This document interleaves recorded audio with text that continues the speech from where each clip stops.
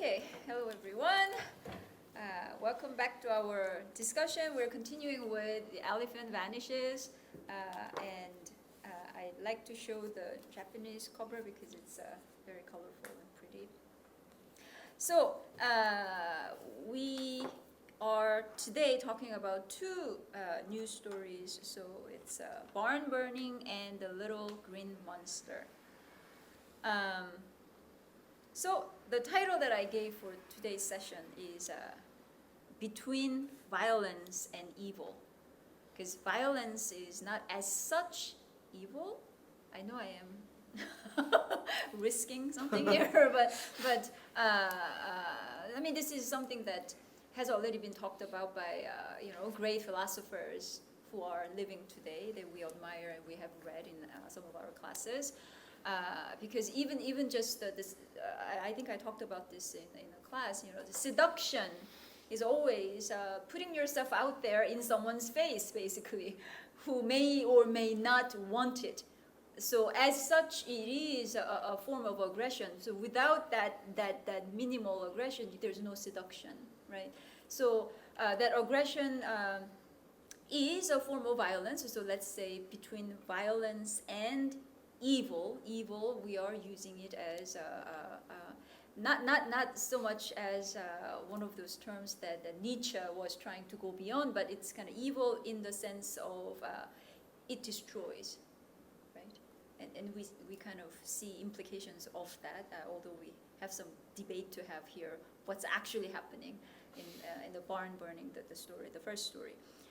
Okay, so I just want to make one comment about our previous story, although feel free to go back to those stories as we go on, but we missed the point about why Boku, the first person narrator in the last lawn, wants to quit the job, right? Why does he want to quit that part-time job? He doesn't need the money anymore because he broke up, and he was planning on going on a vacation with her, but like, now that fell through, he just doesn't see any reason to have the money. Right. How did you feel about it? Isn't it like really refreshing?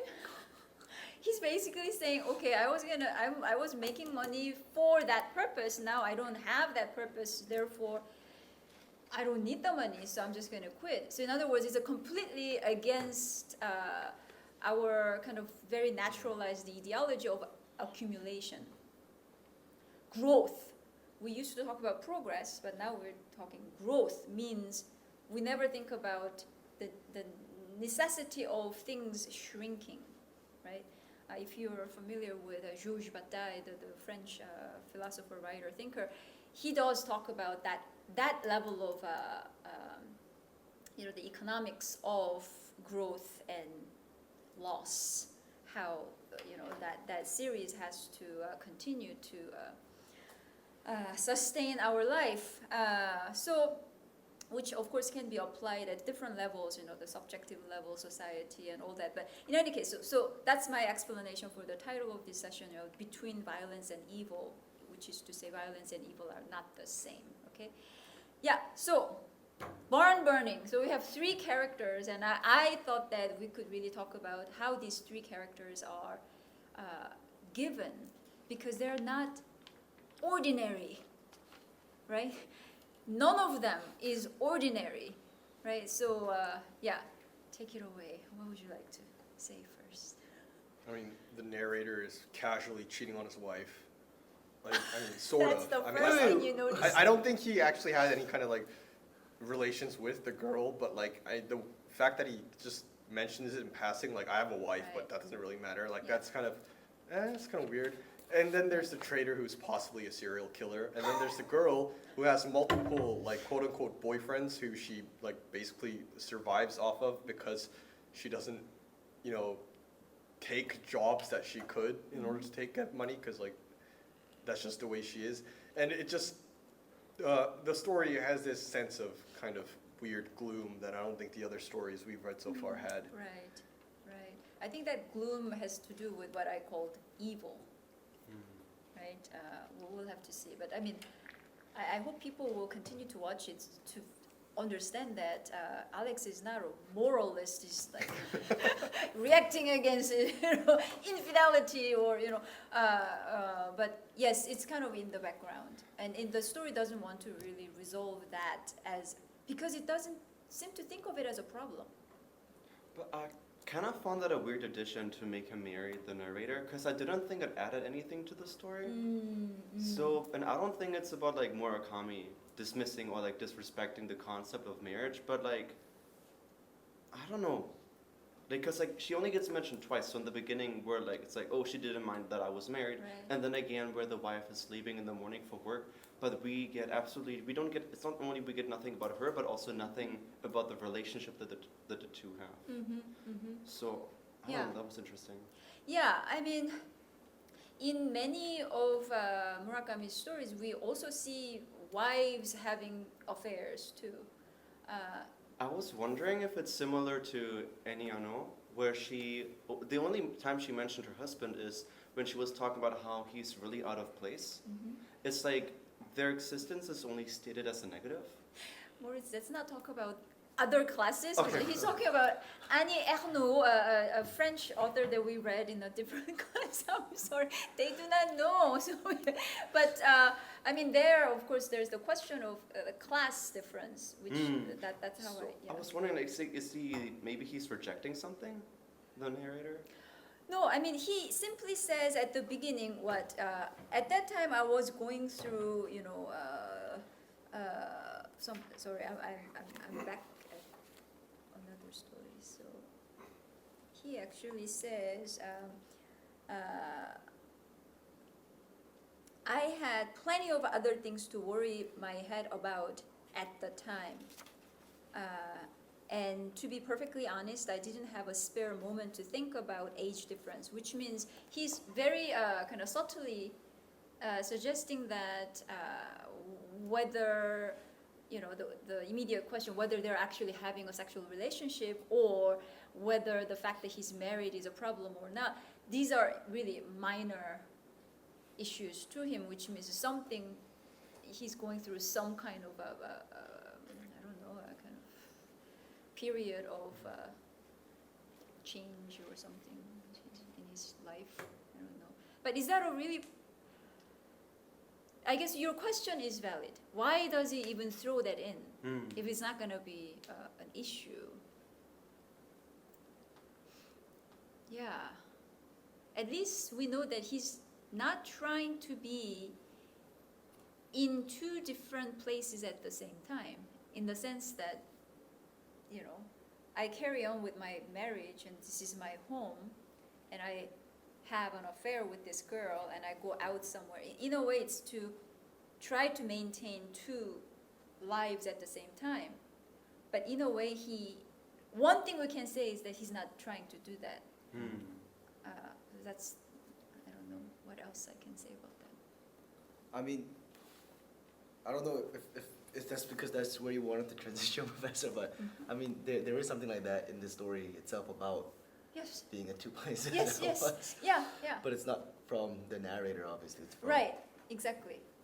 I guess, what we might call the, Yeah. like the other man. Yes, the guy, right? The guy, Yeah. the other man, yeah.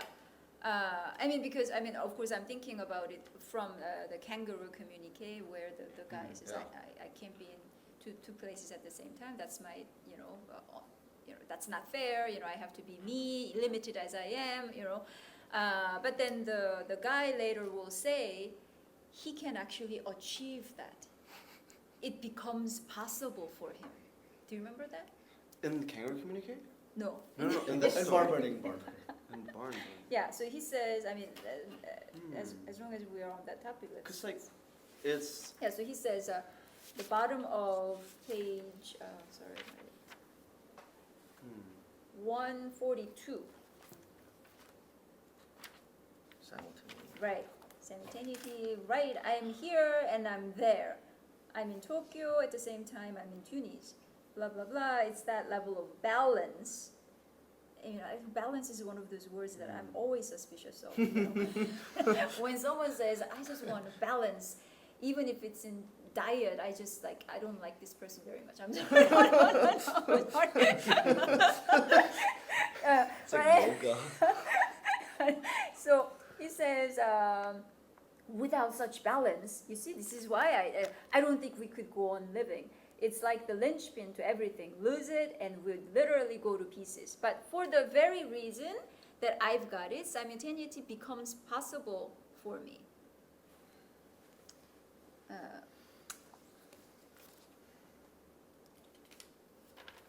Like, I don't know, like my first impression from this, when I first read it, because we hadn't read like the other stories and Yeah. we didn't read Kangaroo Communicate, so like, I wasn't really thinking of it in terms of the Kangaroo Communicate the way we talked about it before. Like the way I thought about it was just like this idea that right now, at least in our world, we think we can achieve this sort of simultaneity. You know, like whether it be neoliberalism or like even like the internet. Like the point is like I guess we were talking about abundance just now. It's just like this ability to, you know, like this idea of like being able to achieve everything as it's like feminist slogan now.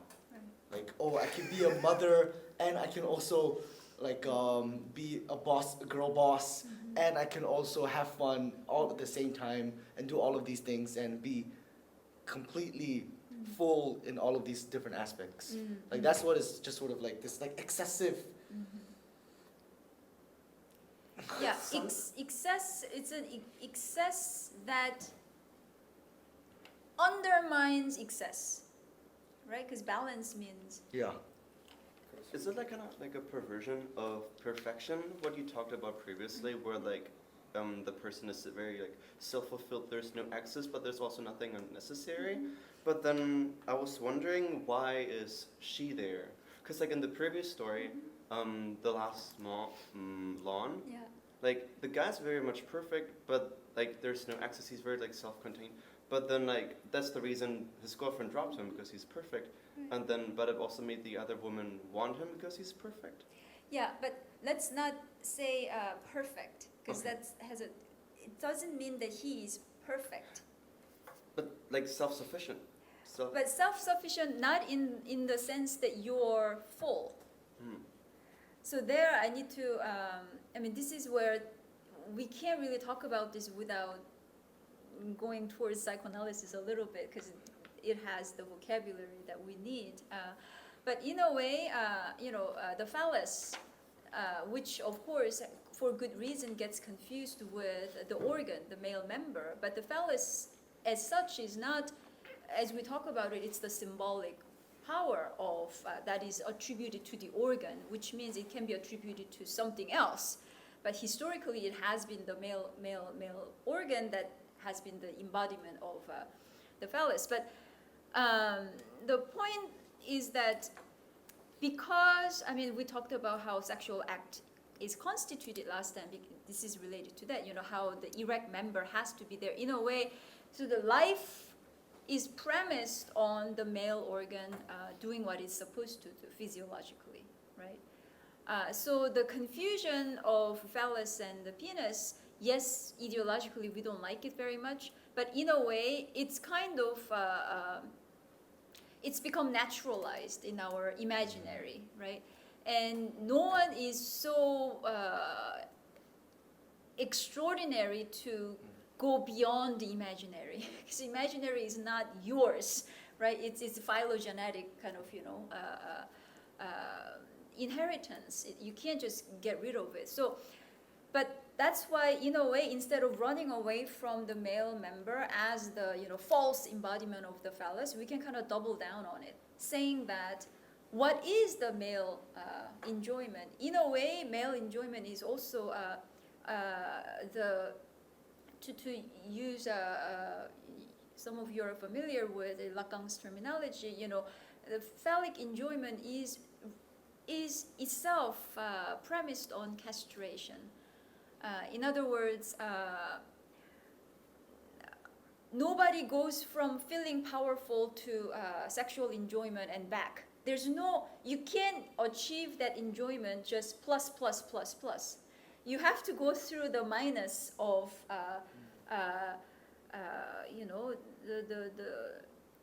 the I don't know, in a way, even the organ doing its work, which is for the species, the prolongation of the species, which is the physiological work, but also the enjoyment that comes from it. But it is always kind of underlined by its truth, which is to use Lacan's detumescence, which means it's not tumescent, it's the other, it's the organ being just Lacan uses this phrase as a scrap of dick. That's funny. There's that dimension there, enabling that enjoyment of the male organ. So what I'm trying to say is that with the narrator in the lawn story, it's not that he's full. He's a figure of plenitude. His presence, he's male, the masculinity, ideal masculinity embodied. This is not what I'm trying to say. Because if that's all there is, the housewife wouldn't have turned to him, asking him to be this kind of I don't know, what kind of role is that? It's a bit of a kind of ritual, kind of almost like a high priest kind of work, right? Like linking this world and that world with his language. It's a priestly function that she attributes to him. She does that precisely because without consciously knowing, that healthy body that can enjoy itself also knows something about castration.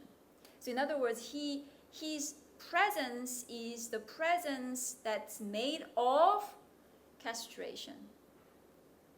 Does that? I know it's abstract. I missed that last part. His presence It's presence made of castration, meaning it's a presence that that enjoys itself on the basis of castration, what the presence is not. So castration would be like all the minuses.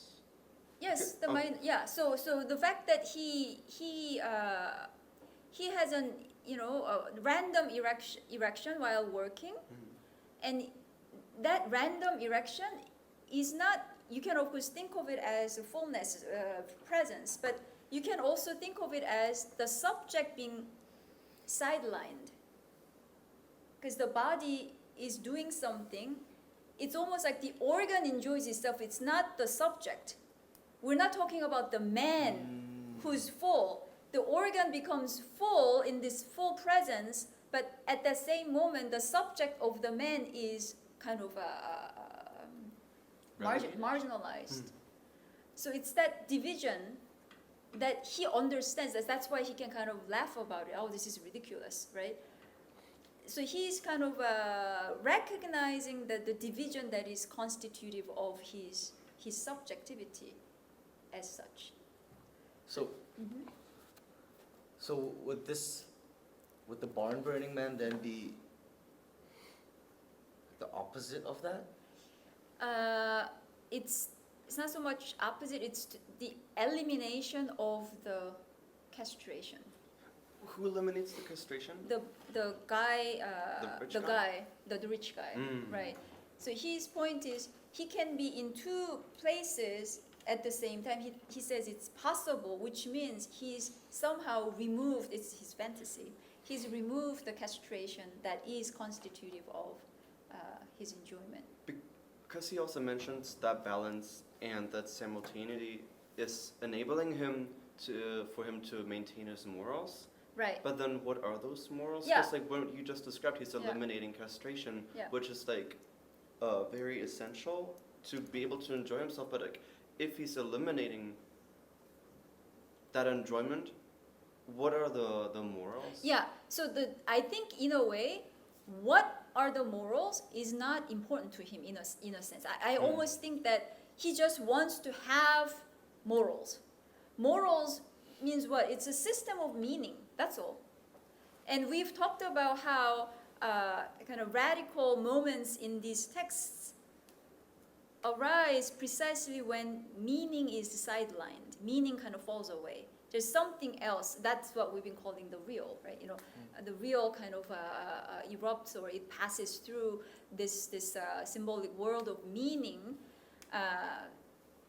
And so he is kind of desperately clinging to his morals, which is this the system of meanings that would give him a certain kind of orientation where he doesn't need to account for castration, absence, these negatives that constitute his subjectivity. Does that kind of make sense? So he's enjoying, like, because his enjoyment, like whether he's killing the women or whatever, like it's defined as barn burning. So it's not like a bodily enjoyment where like it's called like sex. Exactly. So this is where, I mean, I'm sorry. So to talk about it in the language that we learned in the previous class, it's the ego instincts driving him all the way. In other words, excluding sexual, libidinal enjoyment. Because we talked about that, and then how like I guess today the ego instinct is like it has like foregone like desire and everything. Right. Because so I'm sorry. Yeah, it reminds me of Tahu's father. How lower the AC? Because like you seem hot. Yes, I am hot. Are you not hot? No, I'm always hot right now because the heat is so oppressive. Yeah. Tahu's father. Oh yeah. Now he's talking about another class. Like the prosecutor. Yeah, they're the same in a way. They're doing their jobs in the society, and like he's doing whatever, like trades or being a boyfriend, while he's burning bars. And Taku's father is also like being a prosecutor while like studying for trains. There's just nothing that just he has to do it. Right? Yeah, exactly. So the father, this character that Jeremy is talking about, he's a prosecutor. So he works in the justice system, right? Which is a system of morals, basically. And he's the one who can actually the son goes to see him work, his father work, and then he, on that day, he actually sentences somebody. I mean, he argues for death sentence for the defendant. Oh. Yeah, and what the son, because he's a very smart guy, what he reflects is that, okay, so he gets to say, he deserves death, but who does the killing? My father doesn't need to do it. He just says these very elaborate things, and he goes home. And then what does he go back to? He goes to his hobby, which is to play with train timetables. So at which station this train is going to arrive, at what time, and it intersects with which train. That's the kind of thing that he does, which is extremely, it's all incredibly ordered, right? There's no, so I completely agree with you. It's, and incidentally, the mother is this depressed lady who rarely talked. And Wait, what is this from? This is from the plague. Oh. Yeah, But like, what was the connection between that story and? so Jeremy is saying that this character who the serial killer, although Alex is not sure, he reminds Jeremy of that father, the prosecutor. Because of his orderliness. Because of this complete. I am putting words into your mouth. You say it, yeah. Yeah, like those unrelated actions between the character he played in society and the hobbies or the things they do, right? Yeah. So he's doing trade, and he's being a boyfriend of someone, and he's burning bars. That is not correlated, right? But burning bars is needed for him. Right. But why? Yeah. It's just an action that he needs to keep his life, you can say, it's ordered or like meaningful. Right? Because he burned bars like late August, he said, and then on October he burns it again. Right. It's like his living goal, and like he's planned to do it. Yeah, like there's like he's very orderly about burning the barns, also like taking stock. Yeah, but you have to understand that he's not very ordered or planned. He just burns bars when he wants to, but it's just that in the time zone of 1 or 2 months, right? So it's like any of your desire that you probably want to do it like once or twice. Right. So that would be close to desire. But what he does is precisely not desire. Why? Because it works precisely against any kind of impulsive. He has a kind of, although he doesn't need to have a calendar of when I'm going to burn barns, it seems like he has a pretty good timeline going. I do it every 2 months. That's about the right pace for me. Because it's sort of kind of like desire, because like it's A, repetitive, but also B, like he described, it's the subconscious urge for him, so kind of reminded me of desire. Yeah. I think the action of his burning barns actually comes before his like thoughts of it. He's more like, how to say it, more a physically directed person that wants to burn bars. It's not like, oh, I want to burn bars. Like it's very intuitive. Like it's not from mind to body. It's like body to mind. Impulsive. So this is, what's the word that we're looking for? If it's not desire, what is it? Oh, drive. Yes. Oh yeah, drive. That's what I meant. Yeah. I think it's Yes. Because in order to that, you need to, I guess, like castrate. You need the castration. In order to desire, yes. Okay, yeah. Castration is the term that allows desire to take shape, right? In relation to the other, because in relation to the other means you are already castrated. yes, And then subjugated yourself to the symbolic. exactly. Yeah. I also want to ask, is there any relationship between like this story? Can you hear Jeremy on the video? I wonder. Oh. Did you check if you? I didn't want. I like skipped through the video. Because Jeremy, you tend to very softly project more. Okay. So I was thinking about the suppression of the pressures, or maybe if you want to say the desires of males in like Eastern Asian, that results to a very, I would say, destructive movement. Because for me, it's not me burning bars, but I do smash things probably once a month or something. That goes very bad. So that's what I was thinking about while reading this story. That Right. like with the suppression of, like it's a bit social, like the suppression of family society, or like the ideology that men should control, right, should be constrained. I mean, it probably happens in females as well, that we just human beings just being suppressed for like 1 or 2 months, and they want to destroy something, and that's very, for me that's a superficial, but it's a valid interpretation of burning barns here. Except that I would think that when you feel like, kind of there's pent up energy or whatever, it's usually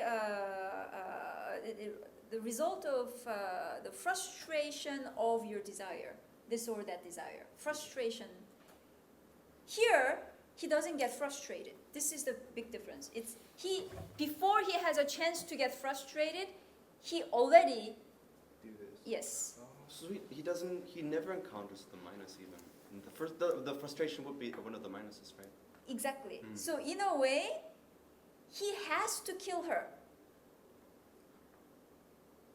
Is that the answer? Like, yeah. But I mean, we have to remember first. So we are talking about two very unusual masculine subjects, but their difference is articulated through their respective relationships with the woman. So the woman has to be there in order to kind of distinguish how a man can be, either the guy or Boku, the main, our narrator, And the difference is that because most men fall kind of between the two. These are kind of extreme characters in the sense that one writes. Writing is an kind of ethical notion. If you haven't noticed, writing is what allows sexual relationship to take its course in the most both radical and pleasurable, all that. And on the other hand, we have this sadistic, impulsion of the ego instincts, to use Freud's. I have a question regarding, because like you said that the narrator is like very extreme and like very extraordinary, but what do you mean? Like, what makes him so ill-fitting almost? Kind of like what makes him? Because like what's so unusual about him? Because he's so ordinary, well, number one, because he keeps saying that I am just like everyone else. This is what he thinks. Most ordinary people think that they're very special. This is the irony, right? So he thinks he's like, I am just like, this is exactly what Meursault in The Stranger says, I am like everyone else, but everybody thinks he's special. There's something, they may not think he's special, but they're drawn to him, right? Something like, but in any case, the point is that, so number one, because he's absolutely sure he's ordinary. He's just another guy. But what makes him, in the end, special, I think, if we continue to read Murakami's stories, if you build up the repertoire, you end up with a man who writes. Does that make sense? So Writing as an ethical. Yeah. What word did you use? Writing is like an ethical. I don't know, ethical act. I don't know.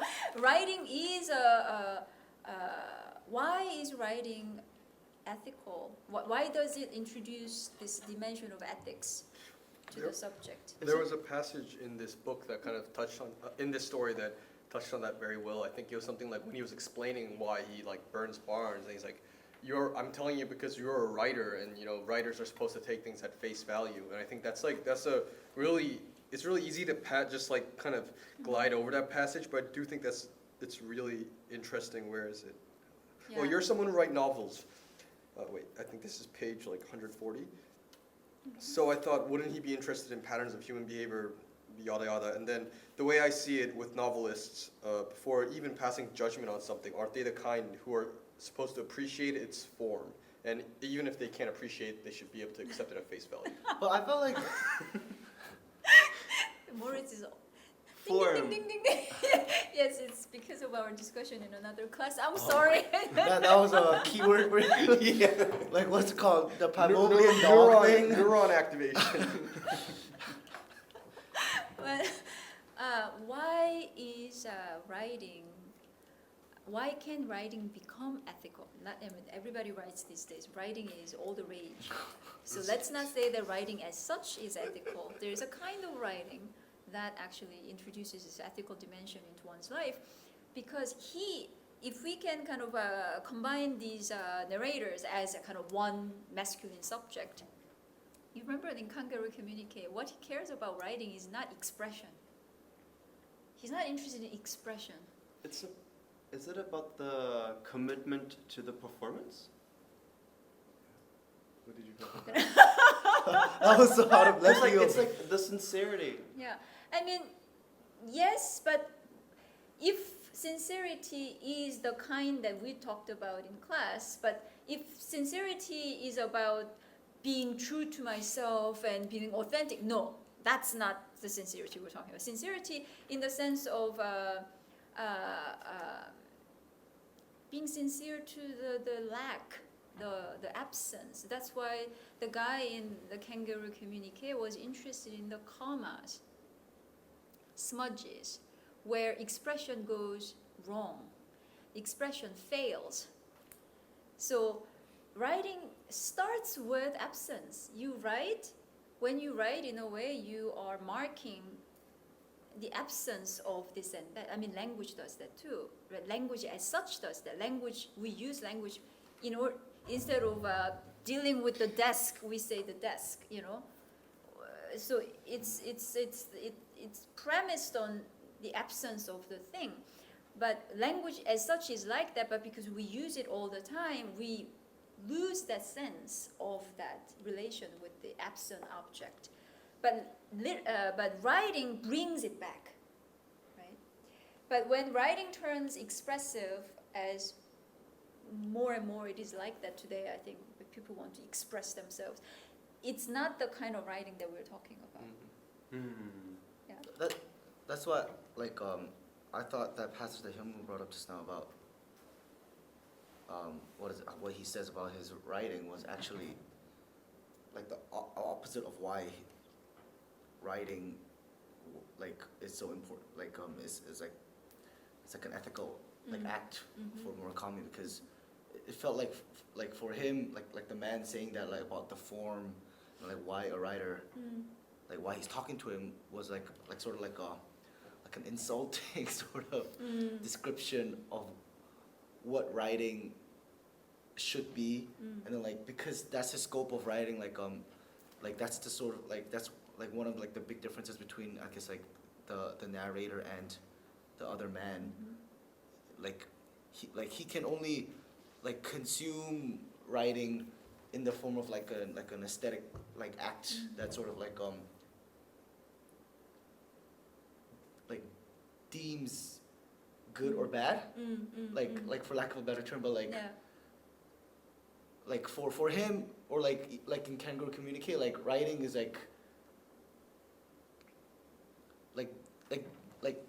there is no sort of form to take on in the first place. That So, I think what I'm gonna say something that is kind of continuing what you're saying, but when you said, did you say the guy is kind of mocking? No, I don't think he's mocking him. No, yeah. But I think Murakami is mocking him. Him meaning The guy. other man. Yeah, the other man. Yes. So, but this is the moment when you actually see the guy being. He's not stupid. Because he knows something about writing. Not only that, later we find out he was kind of drawn to the narrator also because the woman trusted him.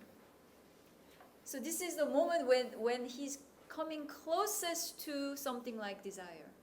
Desire for this other form of masculine subject, desire for the woman's trust. Do you see what I'm trying to say? So this is actually the moment when he's most human, the guy. I almost think that the narrator is kind of the same subject as he is.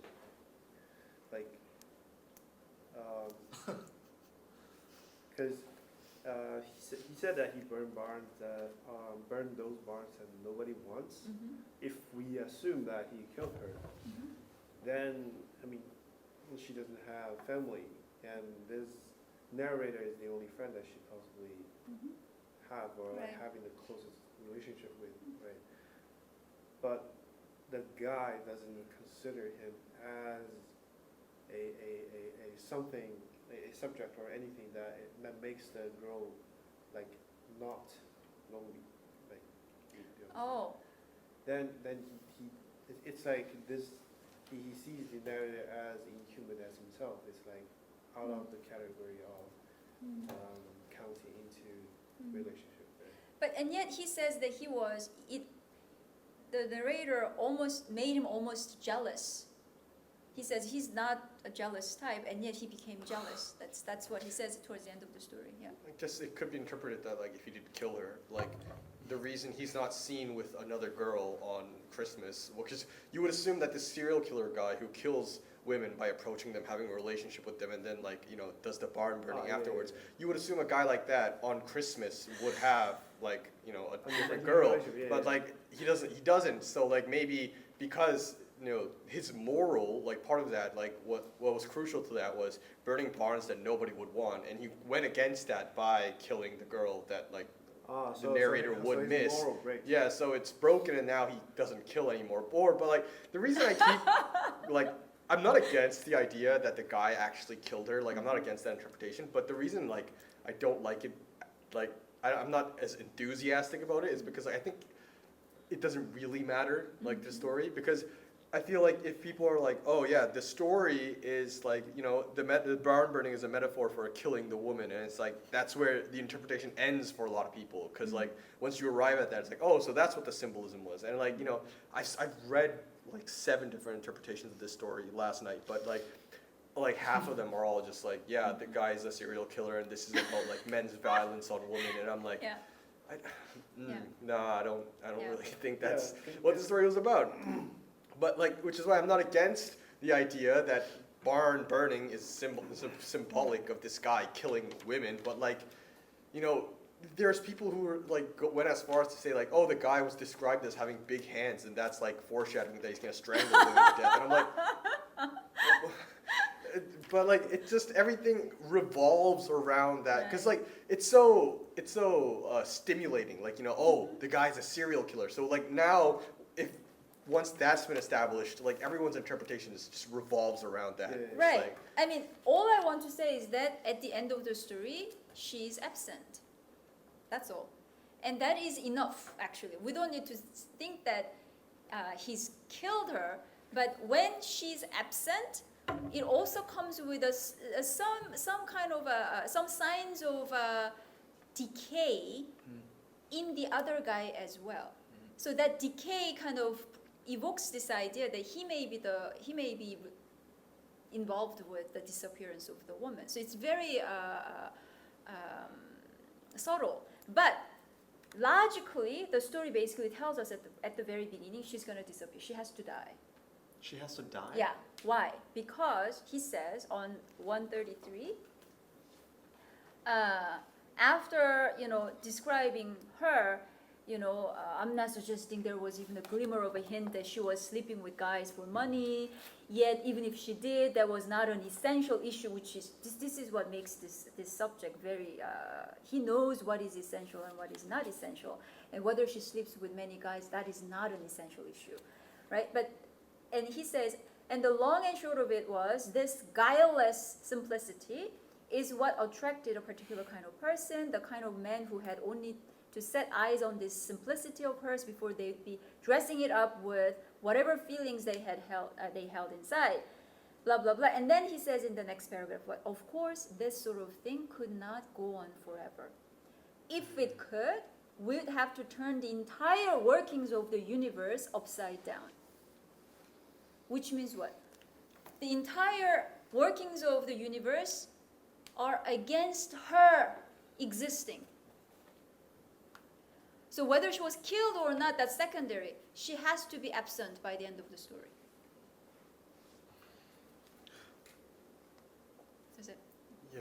I thought it was because like in the movie from the beginning it kind of seemed like that's just who she is. Like she comes and then flees from people's life. Like she's just like very temporary as a character. Yeah. Like there's like, but with her being so elusive at the same time, like she's like very like, there's this like presence about her. Like when she called him to the airport to pick her up, Right. but like with her boyfriend, and then like he's like, what the hell is that about? And for her, nothing really changed. I think that's what I mean. Like she in herself, like despite like this like very like personality, like you can't really grasp her, but at the same time, like she in herself is so consistent. Right. Like she gets a boyfriend, but Right. that doesn't change anything for her. Right. Like I think it's also like underlined with her. She still has like the same appetite when they go to the restaurant. Yes. I think she's pretty conscious as well, right? Yeah. She's conscious. Yeah. Yeah. She said like we can never imagine this, or like you have to see that So all that's- the yeah. artist absent. Yeah, so she is opposed to the entire workings of the universe, except when she peels mandarin oranges in pantomime. So that's what he says. The possibility did exist, but only under specific circumstances for a specific period. It's kind of like what we were saying about the real. Real is not, you cannot live in it. You pass through it. And passing through it, of course, there's time passing, which means there's a period of time that you do inhabit the real much more fully than you normally would, but then you cannot live there, you cannot dwell there, you have to live in the symbolic, right? So that description kind of matches what he's saying. So this possibility exists, but just for a specific period of time when she's doing something like pantomime. Speaking of the Mandarin origins part, there's one thing I really want to bring up. Like, why is there just a line about Eichmann standing trial in Israel? Yeah. Because he's like a Nazi. And, like, I'm pretty sure he was like a commander of like the stormtrooper unit in Nazi Germany. Yeah. Which And, page? 134.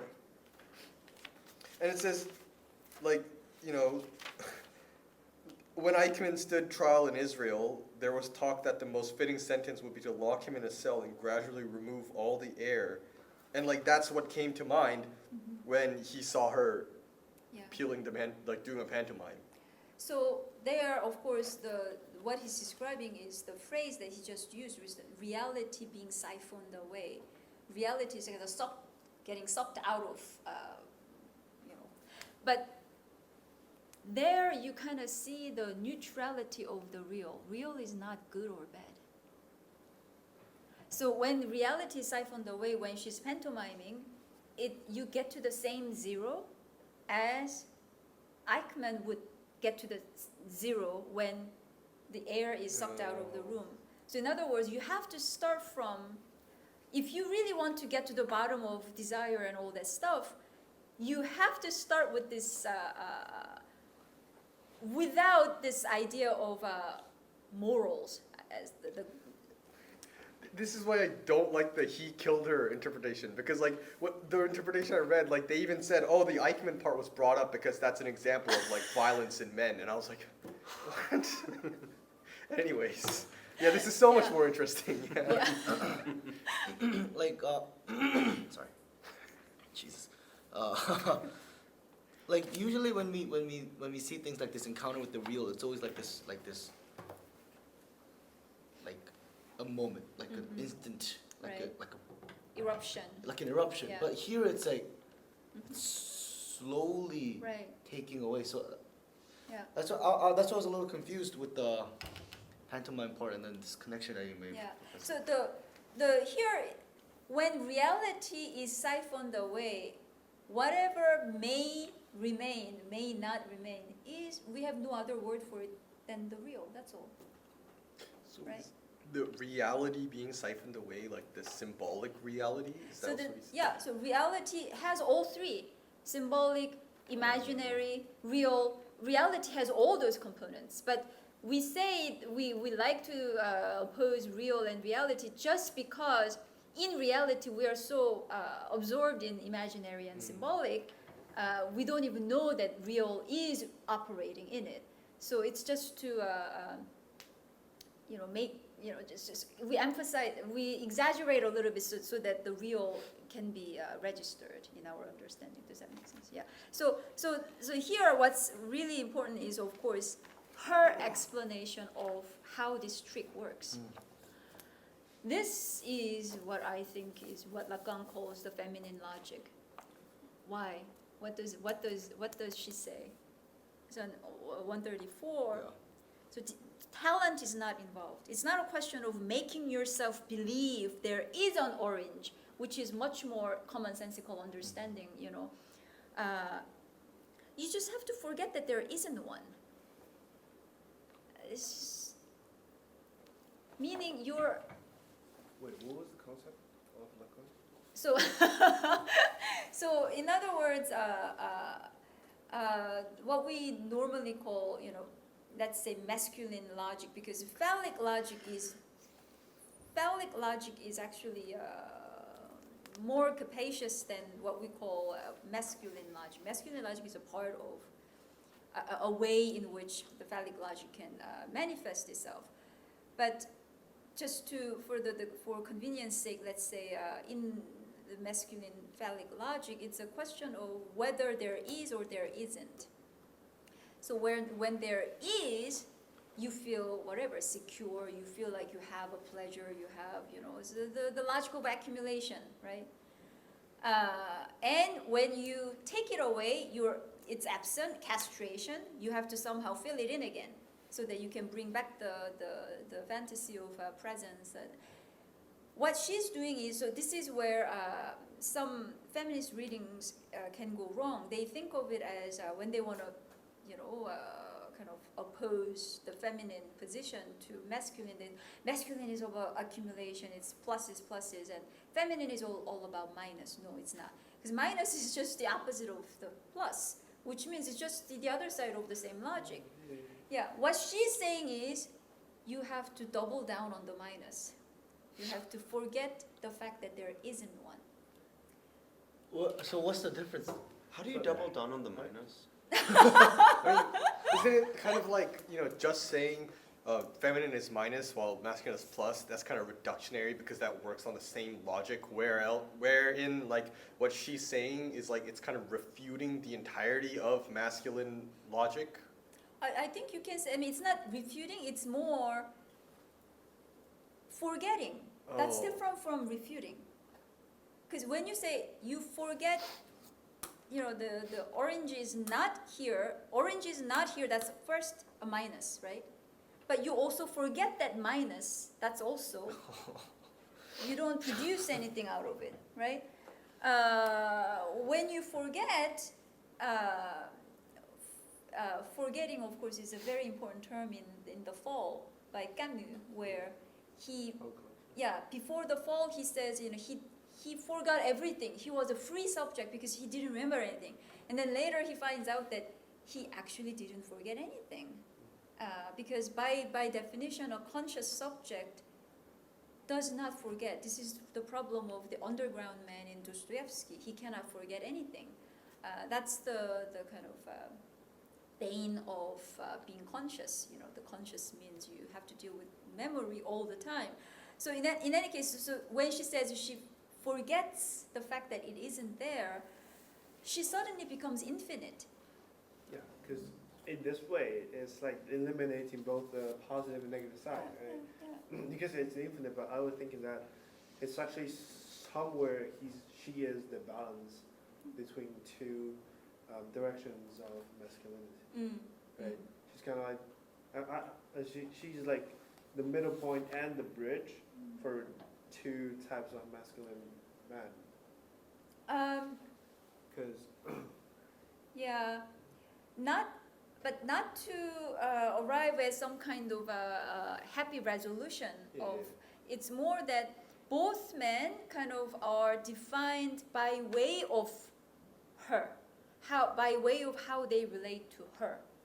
So it's not that she does anything. She's not bridging anything. She just by being there as difference, difference. The men have to somehow relate to difference, and they do it very differently, the guy and the narrator. So why is it that these men, obviously since we're at this point where like we're talking about like this idea of like phallic and like this doubling down on the minus, Yeah. why is it that these men who obviously refer and are subjected into the world in this sort of phallic symbolic order, why is it that they feel or even like not even feel, just like they need to relate to themselves based on someone, like a subject who negates a negative and a Yeah, but that's the thing, because she doesn't negate. In a way, she doesn't negate, she kind of, she signals that that's not all. When you're going by plus and minus, it seems like that's the complete system. But what she does is not to, that's wrong. She doesn't negate it. She inhabits this world with a sense of that being not all of it. That's what I mean by infinite. Because when you go with presence, absence, plus and minus, you're always working with a limit. The limit of that opposition. Right? So how would a subject, I don't know if this is a stupid question, but how would a subject find themselves within this kind of system then, like this infinite? Yeah. you could like see things on like two sides and think it in two ways. I mean, I'm not sure. Like it's a bit intuitive, but it comes to zero and infinity. Like when you see things in like two ways and interpret it. I mean, that would just, I guess, be like the binary, like the way that we think Right. of language right now, you know, like Yeah. absence and. But if you do the calculation of like say for example like this is a bottle, right? Like this side plus, this is minus, like whatever scale it is. Like if you see from this side, you see from this side, and then you just plus everything together, it's like infinity. Like it's a simple way to understand what she's thinking. I don't know. I mean, I don't want to go much deeper than this because this is where we would benefit from reading some stuff, you know, theoretical stuff. But one thing I can say is that if such a logic is there to be experienced, like her logic, still man and woman would access it differently. The path to it would be different. So one thing I can say about male desire, how a man desires, is that when we get to that, you know, the lawn mowing guy, he may not know it consciously, and I guess many women also do that without knowing they're already inhabiting that logic. But for the masculine subject, I think going really all the way with desire, where you actually experience we talked about this complete destitution of the subject.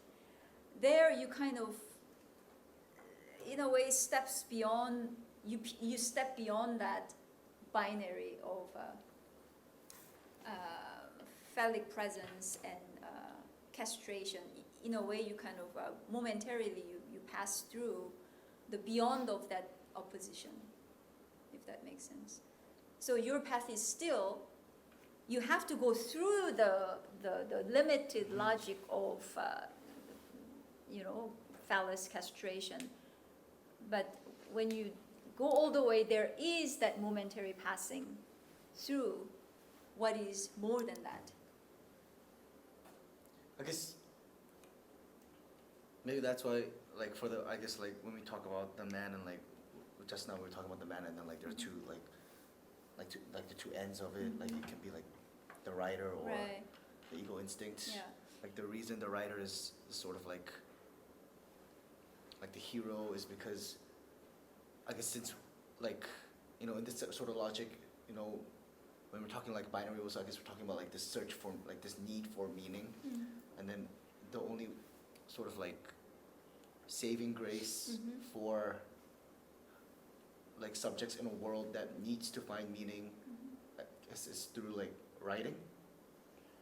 I mean, I guess it can be other activities, other forms of action. But Sorry. Do you want to finish? Okay.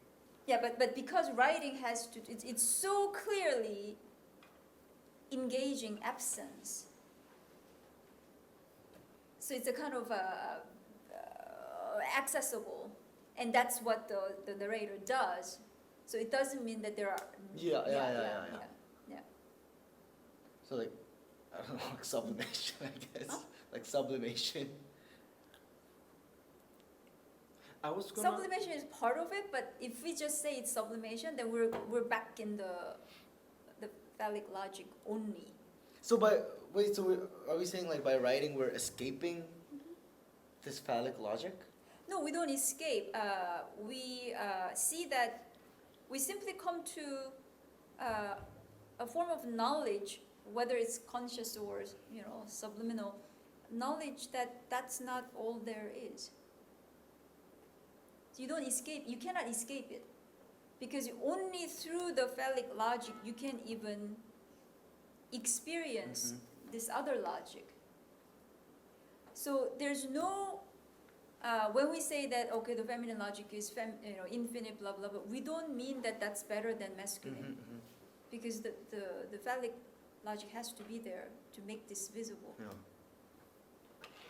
So yeah. Yeah, also, I was thinking about this guy being a hero, or like he being like, how to say, he likes or appreciates the narrator is through the way of consciousness, that you cannot be one when you actually are conscious about it, right? Right. So the writer, like he's like, I'm same as everyone else.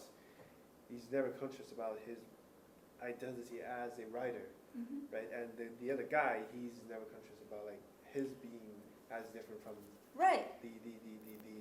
this narrator. So I mean, Yes. So when he talks about simultaneity, the narrator actually says, "What page is this?"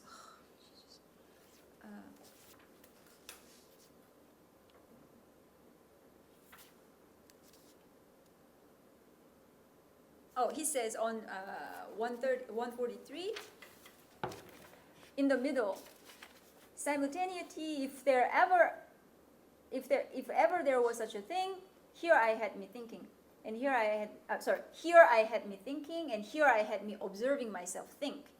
That's consciousness. yeah, Right. but they are unconscious in a way that one is egoistic, and the other one was a writer. But they escape it by smoking marijuana, right? Yeah, I guess. I mean, the fact that, that's the influence, I guess. Because I told you, the guy is his most human self here. Maybe thanks to the smoking. I don't know where he's a true kind of. Yeah, he's more like modern man when he smokes, right? He remember things, and he just like, oh, I want to talk to you about Right, this, right, about that, right. but he never mentioned it. But it later seems on. like he's not even like inebriated, What's that word? like Inebriated? drunk or like high or Yeah. anything during I these mean- moments. I mean, that could also imply that like he just becomes like he kind of loses that quality that makes him so unnerving and just becomes like human, like Jeremy said, like when he's under the influence, because like to the regular human observer that wouldn't seem like he's inebriated, but like by his standards he is different from what he Right. usually is. Yeah, but then I would, of course, rather read it as the effect of the writing subject. In a way, when he comes into his presence, the main narrator's presence, somehow he, these defenses kind of fall away. I have a question. Does smoking weed count as enjoying your body? Because we talked about it last class, and we talked about how this guy doesn't enjoy his body at all. Like he just like, he doesn't desire. He just lives in accordance with the drive. But then smoking seems like a little bit like he would enjoy his body.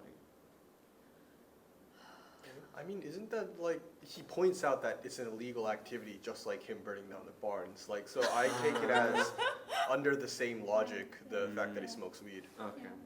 Yeah, that kind of goes with my wish to read him acting this way because of the influence of the writing masculine subject. I mean, Not the later on, substance.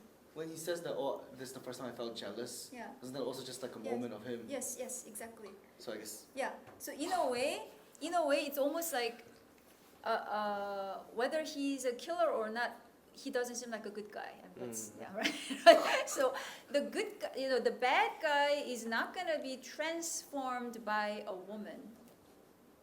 He's gonna be transformed by a good man. This is why it's so important that we have some good men around. Like Fight Club, what the movie that we watched. Oh, Fight Club is so good. Yeah. I like that. Where he like tried to like Yes. where you mentioned like his mistake was trying to exclude the woman. No, you go through that transformation thanks to this other guy, which is not other guy, it's himself, right? He's schizophrenia there. But at the end of it, you confirm that you've kind of been cured because you want the woman. Oh. you come back to your desire. That's when you confirm that this guy has been changed. One last thing. Are the apples a premonition? Because he talks about eating 7 apples, the narrator. Yeah. And then he's like, Yeah. it might have been a pathological craving or it might have been a premonition. And and I've read several interpretations on the apples themselves, but none of them seemed very good. He's giving us 2 options, right? Either this or that. Often that means they're the same. Isn't it? I mean, I don't know. I didn't read it that, but you know, like, it's like when someone says something that seems obvious, Yeah. or like, it's like, oh, I guess I'm It's like- stupid.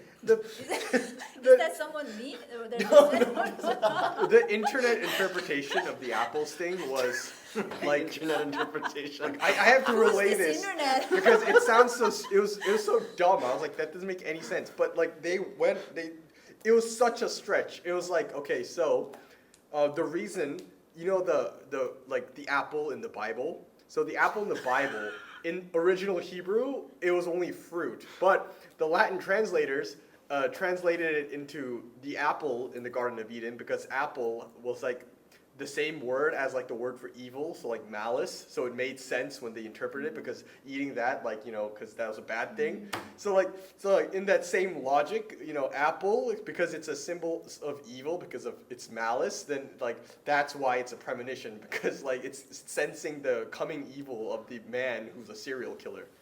But I thought like wanting to eat. Why are you reading these things? Because I couldn't make sense of it myself, so I'm like, oh, surely there's smarter people than me out there. So I was trying to look it up, and it's like that's the kind of stuff they come up with, and I'm like, Sounds awesome, though. it was kind of fun to read at like 1 a.m. Yeah, I would read that. But, Okay, Jeremy. go like ahead. wanting to eat apples, you can just see it as a desire, no? No, No.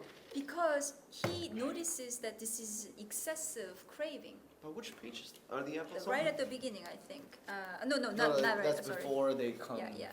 So It's a Sunday night in afternoon in October or something. Is it when they come visit him on the yes, like, his farm? yeah.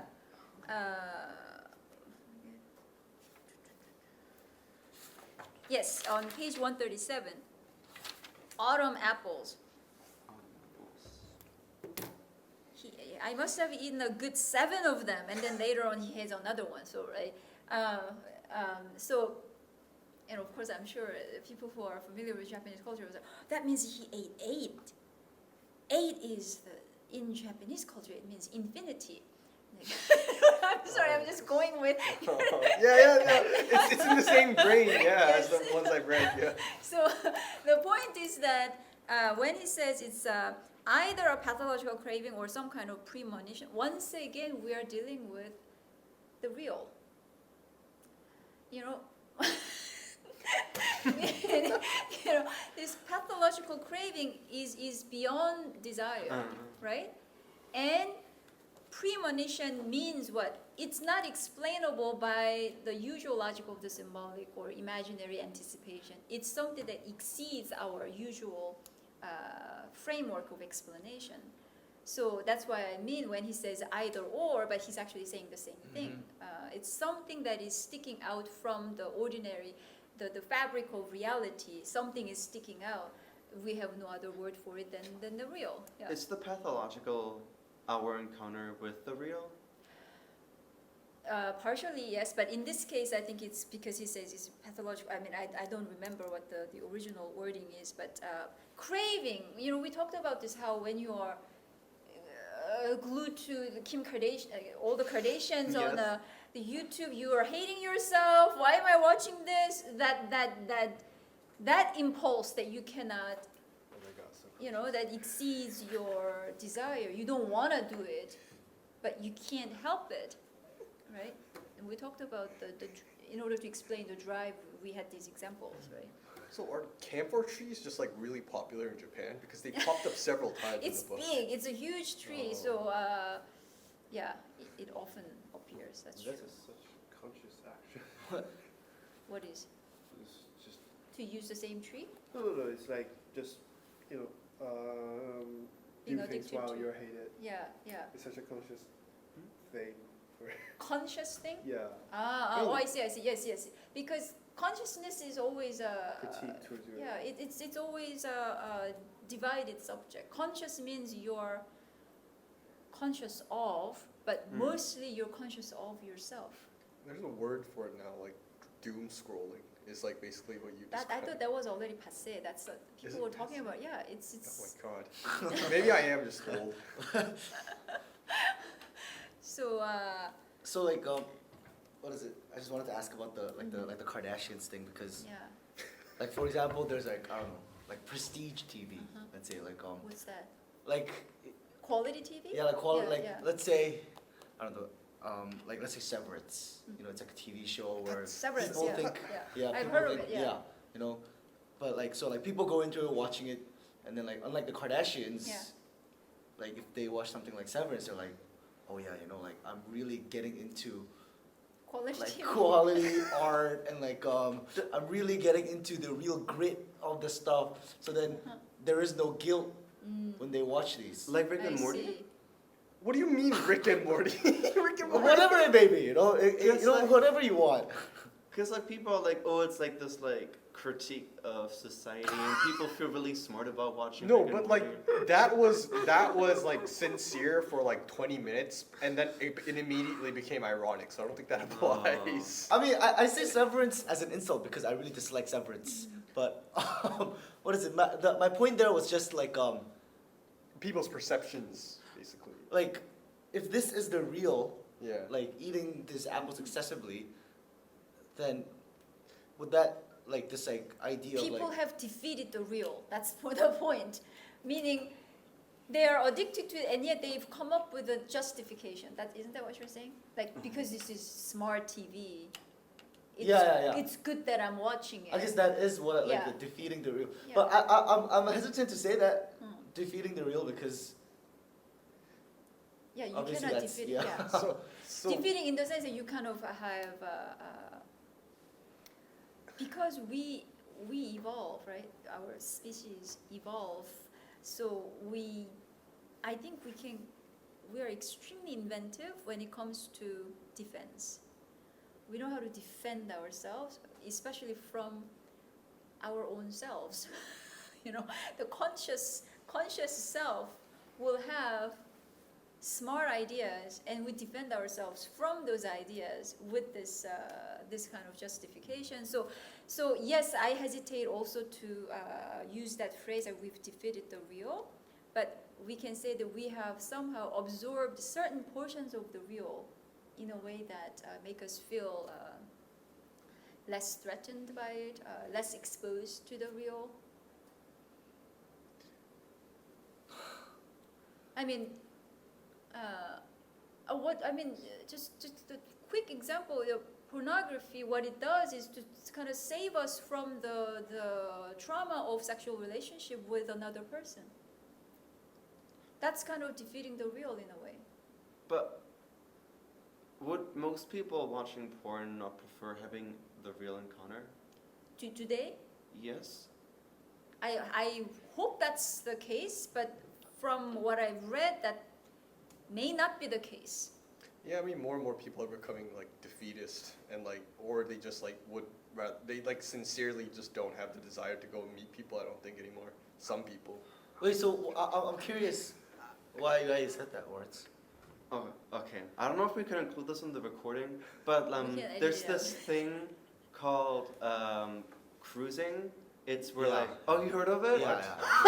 It's like No, it's really 'Cause- it's like a term in like the gay. Yeah, cause like porn is kind of like boring. Like, why would I watch porn if I can just get the real thing? And like cruising, cause like it's like very non-verbal. Like you just deal with just the body and just the like desire, and like you're pursuing, but you're also being pursued, and like it's just like. Wait, so what is cruising? I Oh, okay. So like, there's like different settings. Like there's like a bathhouse, which is like a gay jjimjilbang, or like a park. Oh, okay, so like. And you just like walk around. And, Oh, like, it's the act of just like like, yeah. you make like eye We contact. talked about this. No, we didn't. no. In one of our classes that we What? did. You did? talk about cruising? Yeah, we did. We talked about cruising. But no, so your point about like the pornography and like people wanting. Yeah, because like porn, like it seems so boring as like like also like about post-nut clarity. You just like feel bad about watching porn afterwards. But like with like the real encounter, you don't really have that. Right. Yeah, And like yeah. because like you don't because with cruising, it's not like with like pornography. You don't just like watch a video for like 5 or 10 minutes and then it's done. With cruising, like you go there, you observe, and then like you communicate with the other. Like it's much more than like this like just like this act of display. So is it like checking out? Cruising is? It's like yes, It's like gawking. yes, and then like And you make it clear to the other party that you're gawking? but like it's very like it's people don't talk and like it's usually like done in the dark. You just kind of like see the soul. You see a little bit what they look like, and then like it's about like this like eye. It's like it's based on like on body language and eye contact, and then you usually like withdraw to like a corner together, and then you consume the act. Because I think cruising before, the reason it was called cruising is because it was in a car before. Oh yeah. They used to do it in a car. And then I guess it's evolved to bathhouses. But Oh, there's like different like you can like, it's like in different spaces. Like I think in the past like they would like drive by like with the car, and if they see like a guy on the street just like waiting there, they would like honk I guess and like pick him up. Huh? No, I searched the word. It says I'm below 19. I cannot. Safe search on Google. Saves the day once again. No, because like that's one. So why are we talking about this? Sorry. Oh, let's because go like back. because Yeah. you said like the porn like people still don't really want to have Oh, sex I see, anymore. I see. But like pornography is just like kind of like when I brought up this other guy that I met, he's like he doesn't masturbate because like why would I masturbate if there's like people Right. and like I don't know like maybe to at least to me I porn is kind of boring.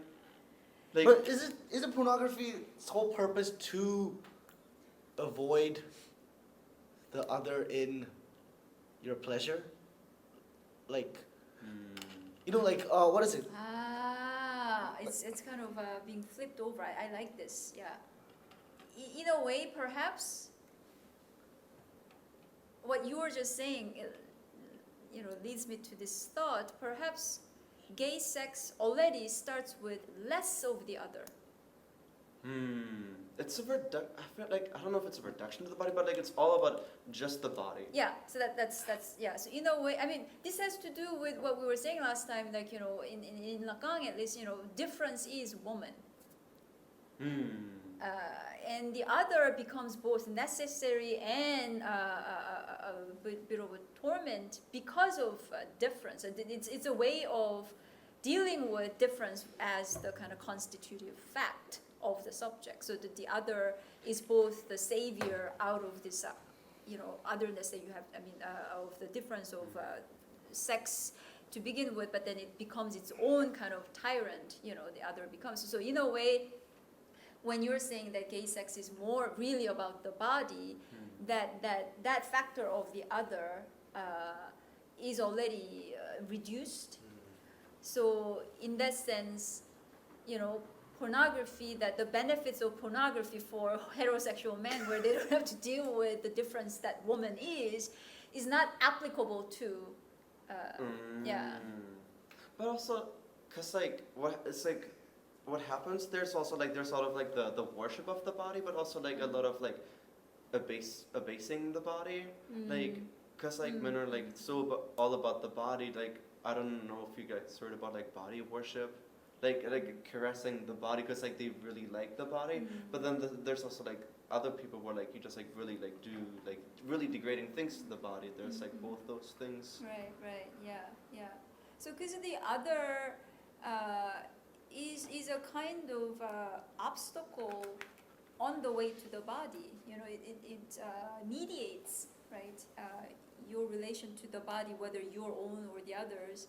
So That makes sense, cause like that's why I was curious about the heterotopia, cause like you lose your identity in there, and it's you just kind of like all become equal. It's not about you're not like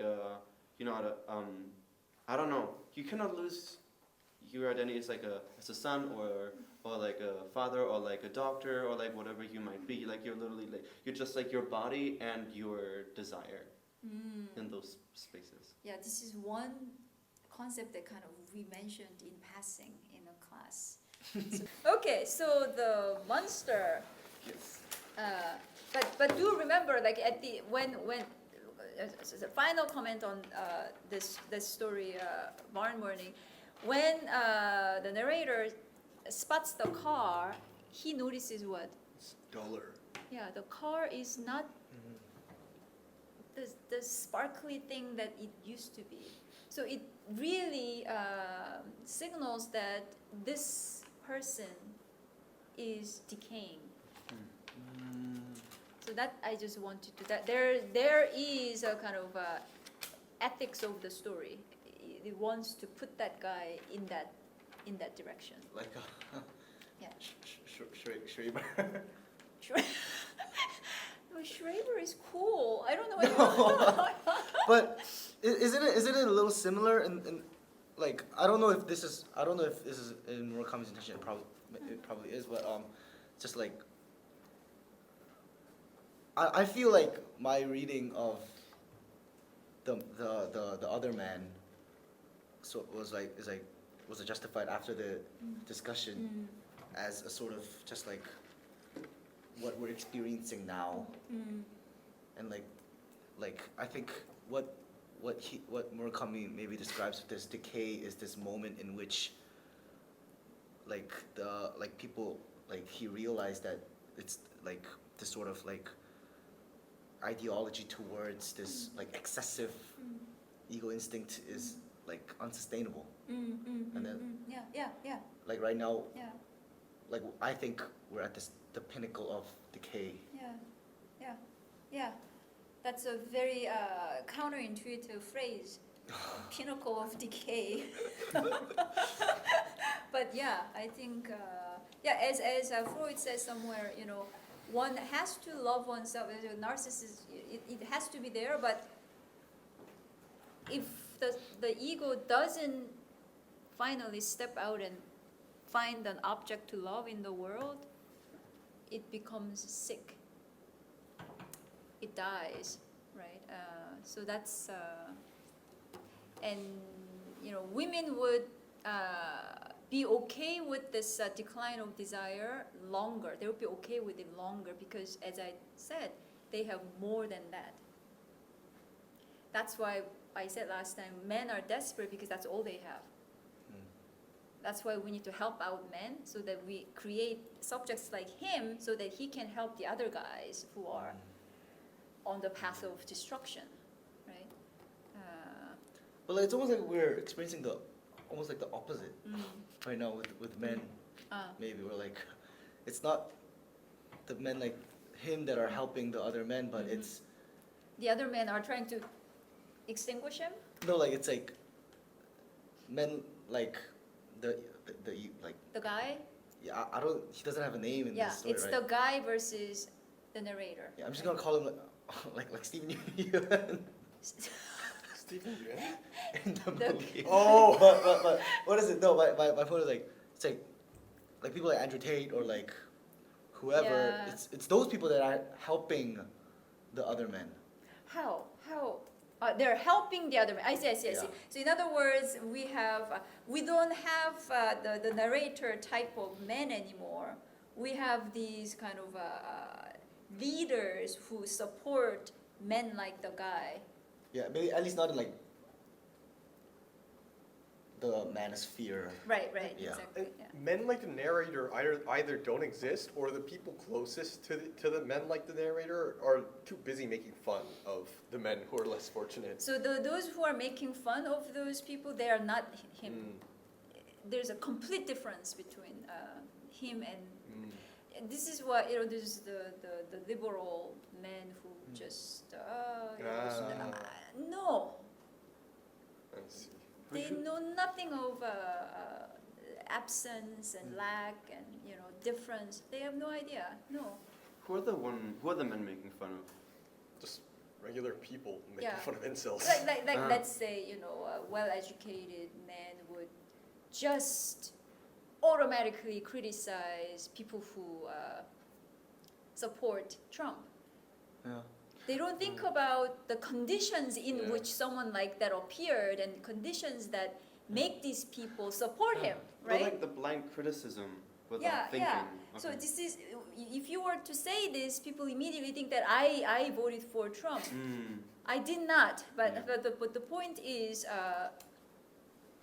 without this thinking beyond the very stupid simplistic binaries, we don't go anywhere. We will just all burn in these heat waves. But I thought it wasn't even like blind criticism. I thought like because I associate this kind of like insulting of like these kind of like incels, let's say, Yeah. or like Trump supporters as like elitist sort of like this Obama era like cabinet, you know, where like Obama surrounded himself with a bunch of like complete elites, you know, and like obviously like that's you know, obviously you can talk about like the racism and stuff like that, but like this elitism led to like this criticism. So like I don't know if it's like blind criticism, like It's a calculated criticism. yeah. Yes, definitely. Yeah, not intellectual. People really don't understand why people would vote for Trump. And then when you tell them they do it out of desperation, they're really surprised. Like the They're- rise of the right wing in Europe as well, where people are just really fed up. Yeah, yeah. Yes, Yes. the monster now. Yes, so decay, and then the monster. Yeah, what? Alex, tell us. What is story about? No, I really want to talk about like that interpretation you told me earlier before we started recording, the feminist interpretation. Which like, one? That was really interesting. Like the one where you said like it's an allegory for rape. Oh yeah. Because I feel like this story can be interpreted in so many different ways. Because like there's like two extremes. Like first of all, you could see it as a metaphor for violence against women, or a metaphor for the violence that women can, you know, like dish out. But like I think it lies somewhere in between or like out of that sphere entirely. I can't quite put my finger on it, but like there's something, I think there's something symbolic about the fact that the monster can read minds, and like and the fact that like it's not a perk, but it's a disadvantage because that ability affects it physically. Like does it have something to do with like men, like the like requirement that men have of like approval? Because like that's a really big discussion about like how, you know, something that differentiates men from women is that like men like have this almost biological need for approval. Like that's like it's a lot more dire in the case of men. Like it's a lot of, but like why is it that this ability of reading minds is something that can injure it physically? Like, and why does it come in the form of it expressing love to the women? What kind of approval are you talking about? Like just okay, this is don't ask me where I got this information because it was like on the deeper parts of the internet, but like, you know, it starts with like fatherly approval, and then it comes with like, you know, maternal approval, and then like there's like, I think they're trying to copy Freud basically with this, but like, and then it goes on to like approval from other boys, and then like later on it becomes approval from women, and then like, you know, finally the self-actualization is like approval from society, which is basically money. But like, yeah, like there's, anyways. Yeah, no, like, so the fact that men being deprived of this can like lead to serious like mental injury, basically, like, could that be seen as like what's happening here? Like, But is the monster even male? that's, oh my god, that's a good point. We It's the don't no- even know. I mean, I checked the original. There's no gender markings there. I think the nose is a phallic symbol. Because it's like really focused on, it's long, and it's, Yeah, and then it shrivels up at the end. But remember, this is where I tell students, please read what is written. Go beyond it, yeah. the nose So of phallic it symbol. says, the first page. Wait, but that is a very interesting thing, that when there are two characters in a novel, like a female and another like non-identified gender thing, it tends to be men, rather than be something like rather than be a woman or anything, right? That's what people Think. automatically think. Yeah. But the text is, I think, I think it- unclear, right? yeah, it has Unclear. no gender. Yeah, but beyond that, it says where does it come from? On the ground. The So- ground? Yeah, so it's like my husband left for work as usual. I couldn't think. So that again, the first sentence is this is why Murakami is sometimes criticized by women, because he says my husband left for work as usual, and I couldn't think of anything to do. Women are just drones. It's like, And then he repeats. He says, "I sat alone in the chair by the window, staring out at the garden through the gap between the curtains. Not that I had any reason to be looking at the garden. There was nothing else for me to do." Come on. Well, I mean, to be fair, this is just the female version of the first character. The Tuesdays. no, no. Yeah, the Like wind-up the- bird. Oh, Yeah, the oh, Tuesdays yeah, were- yeah, yeah. No, but it's not that. But he doesn't stare at something because he has nothing else to do. He's the one who actually quit his job when he was doing just fine, right? Yeah. And Oh. he irons his shirts, 12 steps or 20 steps or whatever, He does that, and then he does shopping. He knows exactly what he has to do. But here, she is in a kind of a weird limbo. If I sat there looking, I might think of something. Yes, that's what I'm saying. Just So she really has nothing to do. And then, interesting thing is, she says, of all the many things in the garden, the one I looked at most was the oak tree. It was my special favorite. I had planted it when I was a little girl. Now the girl, we know, is an important term in Murakami. The girl is opposed to The boy? no. If Woman? that I would yes, woman. Thank you. The what? the Woman. Ah. Yeah. So we've been we've been tracking that difference. So as a girl, she planted it, right, and then she watched it grow, and I thought of it as my old friend. Talked to it all the time in my head. This is back when she was younger. That day too, I was probably talking. I don't remember, what about. And then I must have been there quite a while. Then all at once I heard a sound. It came from somewhere far away, a funny, muffled sort of rubbing sort of sound. At first I thought it was coming from a place deep inside me, that I was hearing things, a warning from the dark cocoon my body was spinning within. So, although she says, later on she says the ground near the base of the tree, began to bulge upward, so the thing comes out.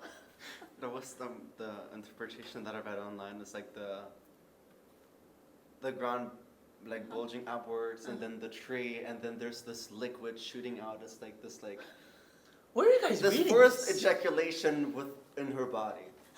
Where do you reading? There's no guys. I don't read. I don't read that. Only him. Okay, Yeah, whoa, no, where? it's Yeah, just- no, you No, too. I literally just okay, so for the barn burning thing, I just Googled Murakami barn burning explained. I literally just do that because I can't think of anything better to do because I couldn't think of doing anything better to do. Just like no, because I had these ideas in my head, but I'm not the type to trust myself with ideas. So I want them approved or disproved. I just kind of want to have a base of possible interpretations in my head, so I can kind of formulate my own opinion on them. But all of them are ta-da, they're all stupid because they're all people on Quora typing up oh, yes, this is the apple is a symbol of the apple yeah, basically that's where they're all from. The apple is a symbol of the apple in the Garden of Eden, and that means it's evil, and that's because the guy's a murderer, and that's premonition. I'm pissed off about it too, but it's the only stuff I could find. Wait, so what about you? What's about the rape I thing? found mine that was actually a thesis. That was someone's thesis. It was Oh a my God. psychoanalytical interpretation Oh my based on God. Freud's reading, which is why the tree is a phallic symbol. This is and why then I- you have the ground bulging up, this ejaculation inside her body. Freud has and done that's- irreparable damage to And mankind. then the green monster is gaslighting her. I mean you no harm. And it's don't report me.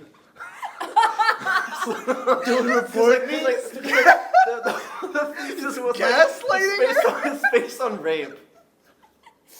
Oh my god. And like the green monster's like basically like a friend of hers who like yeah. So That's quite brilliant. from from what is written here, we can say that it is. Although she says, at first I thought it was coming from a place deep inside me, which means she says, in fact, it was coming out of the ground. But as a good psychoanalytic student, we can say that the first thing she says is the correct thing. Because even seeing the thing coming out of the ground is coming from her own Yeah, it's the same as that you imagination. mentioned before, that what he puts like either or that is actually the same thing, right? It's like exactly. tree, Yeah. it's like the same thing. Yeah. It is. It was also very interesting. I was want to ask, why does this monster has to be ugly? Yeah. I mean, Nobody's and kind then, of cute. but then, yeah, that's the thing. So that's also ambiguous. She says, you're ugly, but then she also in other It's endearing, places, yeah. So it's kind of, she is ambivalent about how she feels about this fragment of herself.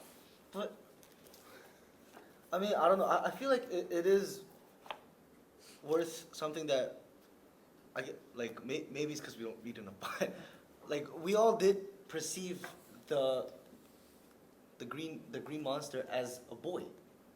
I didn't. I did. You didn't? I did actually. Oh, okay. Well, Okay, only Jeremy didn't. Damn. I mean, that's like No, still you. 3 out of No, Moritz, you didn't as well, right? No, I thought it was a guy. Yeah, Oh, yeah. so, So it's Jeremy, 3 out but of you didn't. no, Oh, okay. 3 out of 5. It's, I mean, that's our cultural Yeah. imaginary. When a woman is alone and some monster comes, it must be Beauty and the Beast. It's our cultural imaginary. So it's a kind So of enlightening. obvious association. But the text is very consistent about not giving any gendered signification. Yeah. It's just that I have the question. So on the last paragraph, she is like kind of like torturing him through like Right. negative thoughts about Right. herself. It's like violence Yeah. from a woman towards some subject, right? Yes. But that subject was described as ugly Mm-hmm. or something like a monster, which is interpreted as a negative. Mm-hmm. But she's doing something that is negative to eliminate the negativity. Right. So Right. But then negativity is we have to establish what that negativity is, how the text presents that negativity. when I read it, for me the monster is almost some like desire that the woman had. Yeah, Right? possibly, Cause, yes. Because that's the only thing that she could think about when Yes. she was sitting there. Yes. And it probably, I mean, literally saying it's probably planted several years, like since her youth. Yeah. And I read this right after the sleep, so I Mhm. mean, for me, it's kind of like she's gonna be the same as the character in the sleep. Yeah. Who just gave up. That's one of your favorite stories, Yeah, Sleep. yeah, Yeah. Where the housewife. So in other words, there's some, you can call this her unconscious, avatar, whatever you want to call this monster. It is one thing we know for sure is that it is a part of her. So is it saying that even for the woman there is pure desire that exists, but how is it different from the desire we have from the environment? Right. That's very difficult to answer. But in a way, I mean, this takes reading, some of the things that we read in our class. But yes, a woman desires as well, but that desire, because it's not oriented around a particular, a single organ, and the little girl has to go through some transitions in terms of the object of desire. Because the mother is always the primary person that the baby feels attached to, but the little boy can continue to desire the female sex after the mother, right? It's the same type of object. Oh. But then the girl has to switch from Yeah. loving the mother to loving a male, so the father, and then later on man. There's that, and also when the little boy can go through, the man can go through life with one, genital organ. It's the penis is, of course there are testicles, but it's one. But with a girl, she doesn't even know she has the reproductive other organ, the vagina. She doesn't even know. She only knows that she has this, organ that actually gives her pleasure, which is, as Freud thinks of it, it's like the female version of the penis, which is the clitoris. So she has to make that transition as well from enjoying, the sensations around the clitoris to having to really enjoy sex with this other genital organ. So because of all these really doubleness of her sex, if I say because of it, sounds like I'm essentializing, but I'm just kind of condensing all the ideas some of you are already familiar with. But so the desire is not, for the lack of a better word, pure, as in the case of the male subject. Oh, I yeah. see. So that makes it complicated. So she had, and also that is why a woman can much more easily dismiss desire, because that's not all there is. So it's the other side of not being so pure. Because it's a really short story, but I think what's striking is that the monster loved the woman. I don't know. I still don't know what the story's about, but I think that was very essential, because even as the woman is starting to torture it and it's begging her to stop, he then still confesses all I feel for you is love. Yeah. So I was thinking, because my second interpretation was that it's about maybe it could be, but what about if it's about a child and an abusive parent? But then you mentioned the monster's part of her, and then I thought maybe so the monsters represents something repressed within her, and I think we also talked about in one of our classes that people hate, the thing that they hate about other people is the thing that they hate about themselves.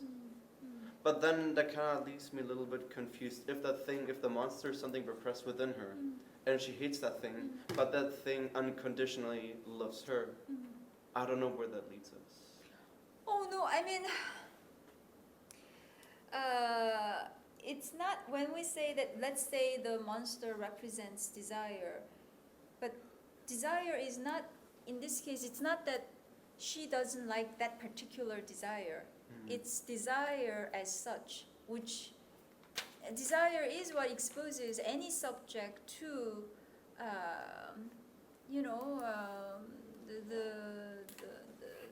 the difficulty of difference, the difficulty of the division of the subject.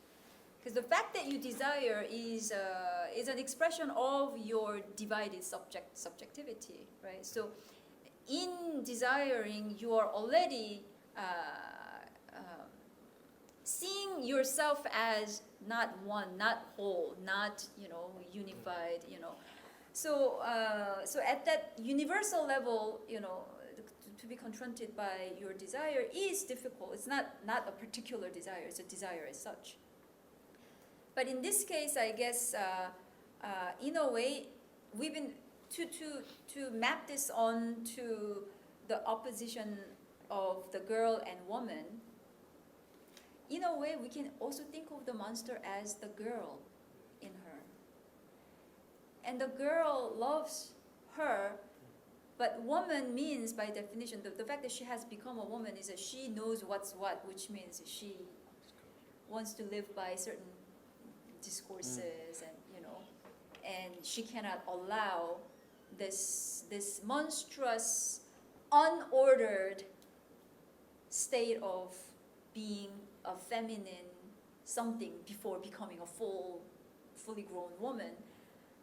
So it's in that sense, it's she wants to kill that girl, we can read it that way too. But I know we're all getting tired because we've been talking for a long time. So let's right. You're all getting tired, and you Not guys really. not really okay. So I mean the point is, so this is what she says. It's the most important part of the story. The last page, she says, "See then, you little monster, you have no idea what a woman is." That makes a lot of sense. Right? So what she does, this violence, is supposed to, represent a woman. But it doesn't solve the problem. What problem? I mean, and that, so in a way, as I never read for it, but based on the information you delivered. Wait, what I'm thinking. Wait. Where did it come from? Yeah. So we can say that on the last part, she is controlling the desire, right? Mm. But previously, the little monster said, like, it's like the tail of lizard, like however you cut it, it grows back. Mm. And also it was a tree, so I think it also means that the impossibility of elimination of the girl's identity of a woman. Right, yeah, yeah. And Yeah. I think the girl is also conscious about something, Mm-hmm. because I've already interpreted the little monster as a girl. Mm-hmm. I think the little monster is somewhere like conscious about the difference, Mm-hmm. as it already called like something like man and the identity of itself or inevitably being eliminated. Inevitably eliminated. Yeah, What is? like it's impossible to just eliminate the identity of girl. Right. Like it herself is conscious Uh-huh. of that, right? Yeah, yeah. Yeah. Yeah, so in a way, she thinks that she has killed it, but that doesn't mean it's killed, right? Okay. Oh my god. That hurts. Yeah, I mean the thing is it's a fantasy. It's a kind of it only represents her urges as a subject. Her urge is to get rid of this kind of unordered form that is desire for the feminine subject. Right? That's monstrous. So in a way, it's more monstrous. The feminine desire is more monstrous than male desire because it is less in shape. It doesn't have, a definite orientation. And also it was resolved like within, like if we compare to the two men. Right, yeah, The barn burning. Yeah. Like it's more exterior direction of soul and desire. yeah. So, one thing I'm curious about is why is it that, I don't know, her method of defeating it Mhm. is by Yeah. thinking of these Right. tortures, Yeah. like these multiple ways to torture Uh-huh. this entity that she's ambivalent to, Mhm. Mhm. in order to destroy it. Like, why is it that it's, I don't know, portrayed in that way? Because it's in her head. So she can do whatever she wants to do with her thinking, with her imagination, because the creature itself is in her imagination. But If you don't take it as the face value, it's very similar to what the girl said before. Like just imagine there is no orange. Mhm. Like you have to understand. Like just imagine there is no orange. It's the same. Like it doesn't have to be torture, right? It can be something else. It can be you can say it like just there is no benevolence or there's no love, right? That is gonna be that is torture. But for based on Murakami, for women, this way of thinking is valid, right? I guess I didn't quite understand the point of your question. Why does she think of all these methods of tormenting it? yeah, Or- because I think if she was, I think if I felt like if she was truly ambivalent towards the creature, Ah. instead of like tormenting it, Mhm. she would just let it. I think she's basically rejecting her ambivalence. Yeah, I mean, she seems like almost ambivalent to it in like the sense that she says like, oh, like it's horrible, but oh, it's kind of endearing. I like the pink arms, like whatever. Yeah. But then like she justifies her attacks with a lot of like, you crawled out of the earth and you came into the house Right, without my right. permission, and like that's like that's like in her mind, that's the reason she can do this to it, like despite it not posing any harm. Yeah, but that's absurd, right? That's not Yeah. a reason for. But it's almost also like there's a moment when she kind of decides to attack it. Oh yeah, I can win. Yeah, that she seems thinks, almost- okay, also it knows what I'm thinking. That means, you know, I can. So it's a strange. So at first she says on 154, she says in the middle of the page, oh well, at least it wasn't so ugly. And they were almost darling the more I looked at them, and I could see too that the creature meant no harm. Of course not, he said to me. And so when the monster, you know, lets her know that it can read her mind, that's when she decides to attack it. Yeah. Also, why is there such a sharp turn on the tone of the text when she understands that? Yeah, I think that's. That the monster wants to marry. Mary. Yeah, the third last paragraph. I love you so much, I couldn't stand it anymore. Down deep, down deep.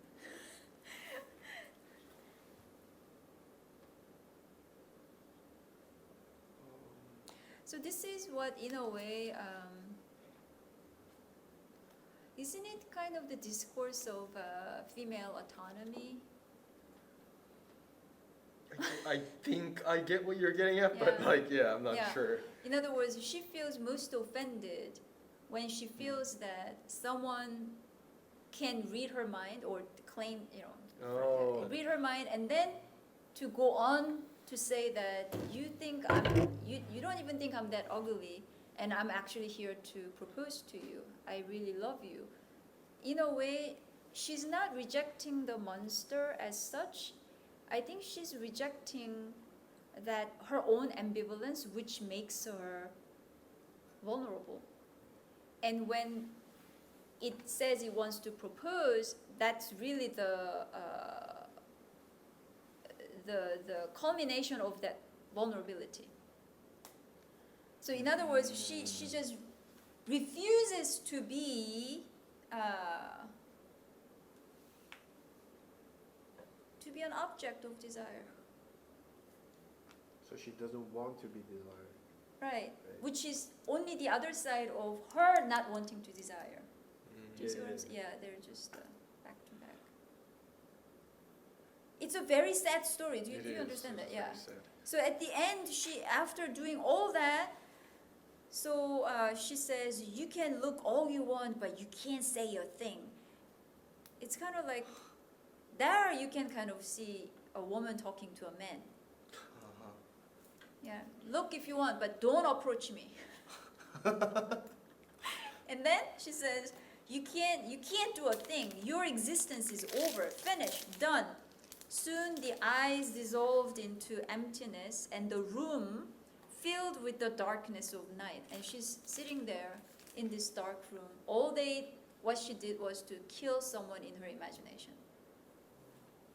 So when she said like your existence is done, right? In the barbarian you said, so the girl gives like the I'd say the existence or the meanings to both two men. Right. That's the same, right? So if this woman doesn't exist, her husband's existence, just her husband's like meaning of existence doesn't exist as well. But here, what she means by you is the monster. Oh. Yeah. So she exists. Then is there similarity between girl and man? What? What girl and what man? Like the identity of girl and Mhm. the identity of a man. Is Mhm. there any similarity since they both kind of like their existence are both kind of like given meaning by woman? But that woman that I mentioned, when both the guy and the narrator kind of they are defined.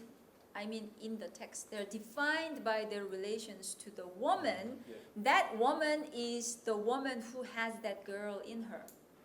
Oh, so it's I can Yeah. I see. And so woman is different because why? She is the girl and the woman at the same time.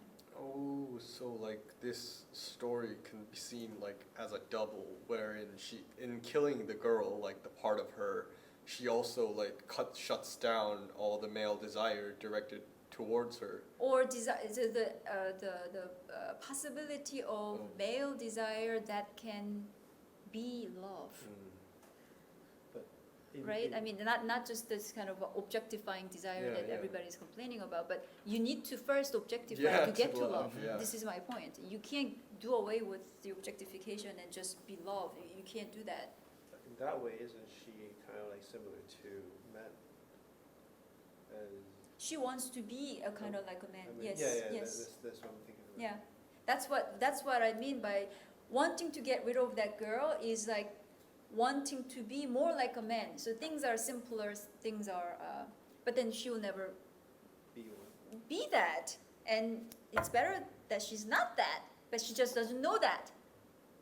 Does that make sense? Yeah. What exactly?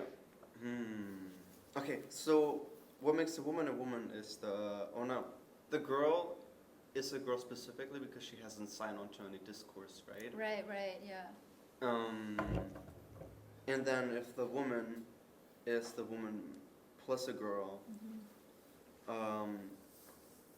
she's able to like fluctuate between like not having signed on to any discourse and having signed on to discourse. So, of course, we can make it more complex there too, but just to go with what you just said, is that the woman here wants to position herself as A phallic subject.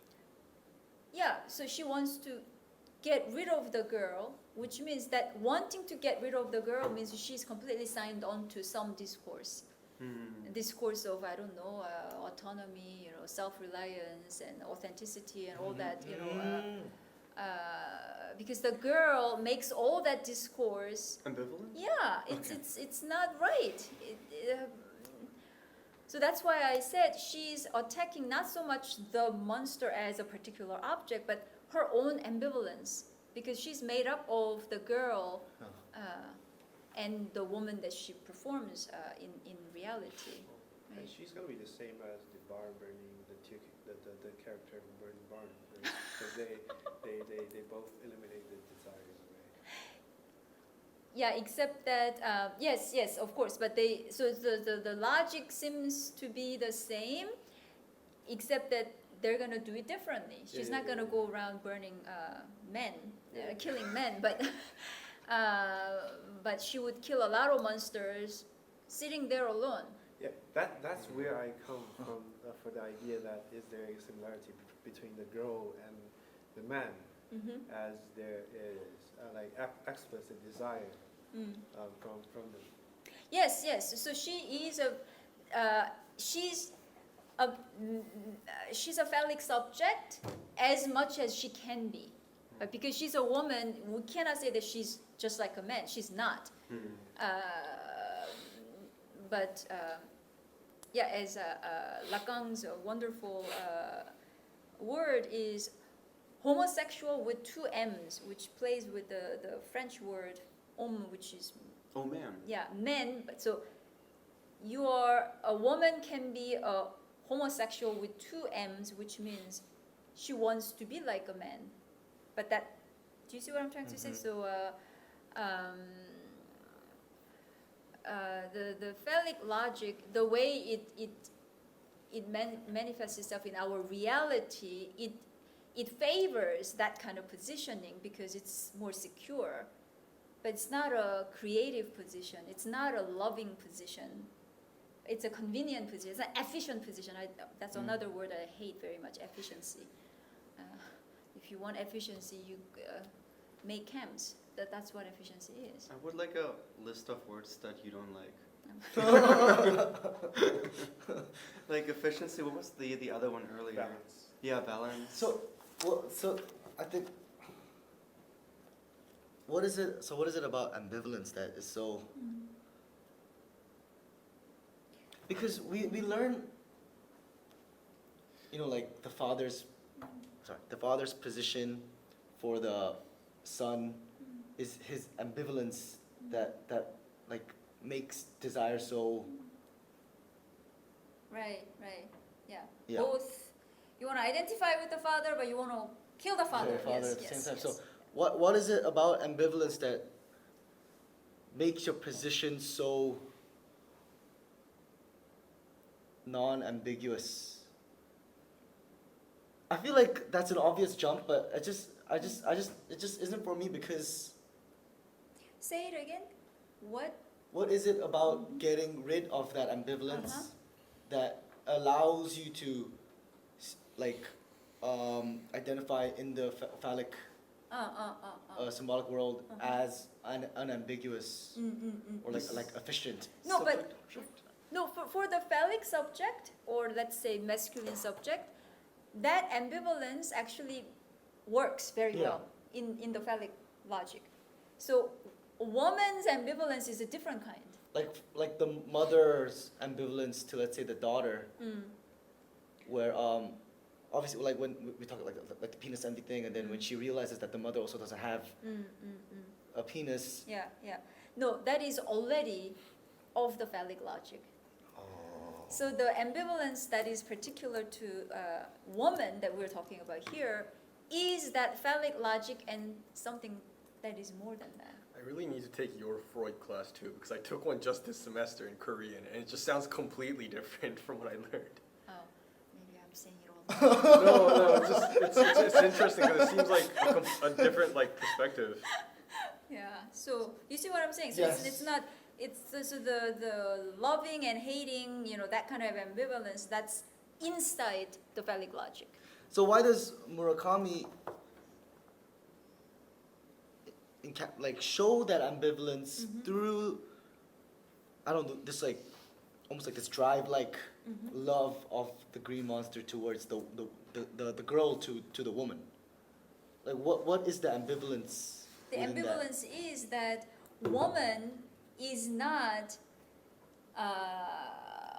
Woman cannot be fully defined by the ambivalence of the phallic logic that we've been talking about. So it's that ambivalence that is attacking that she feels that it's attacking her, but it's coming back to her. What's the ambivalence of the phallic logic about again? So the I want to kill the father, but I also love him because he's better than me. I want to be like him. But by killing the girl, she's even more away from the man, no? What? By killing the girl, she's even more away from the man. Yes.